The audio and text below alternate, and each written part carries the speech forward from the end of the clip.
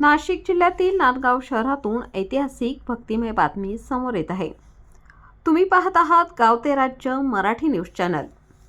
नांदगाव शहरातील वैभव नांदगावचे ग्रामदैवत एकविरा माते 7 किलो चांदीचे अलंकार अर्पण केले जाणार आहेत।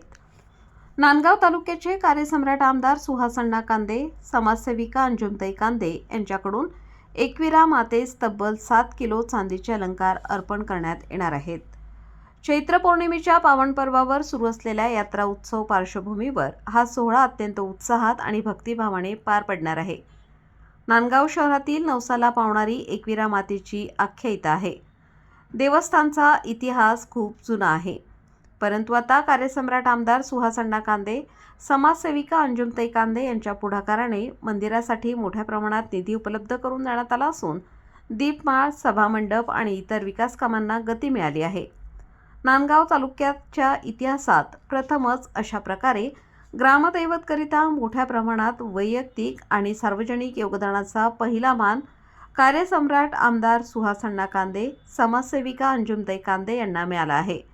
त्यामुळे शहरातील नागरिकांमध्ये आनंदाचे वातावरण आहे। या सुवर्ण क्षणाचे साक्षीदार व्हावे व ग्रामस्थांनी आवर्जून हजेरी लावावी असे आवाहन हिंदू पंच कमिटीने केले आहे। या उल्लेखनीय कार्याबद्दल हिंदू पंच कमिटी नांदगाव यांच्या वतीने या दाम्पत्याचा भव्य सत्कार करण्यात येणार असल्याची माहिती समितीचे हिंदू पंच सचिव विजय धामणे यांनी दिली आहे।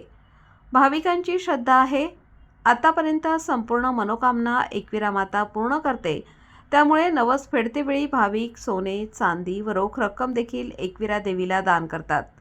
दान करतेवेळी भाविकांनी कायदेशीर हिंदू पंच नांदगाव यांच्याकडून दिलेल्या दानाची पावती घ्यावी असे आवाहन हिंदू पंच सचिव विजय लक्ष्मण धामणे यांनी भाविकांना सूचित केले आहे।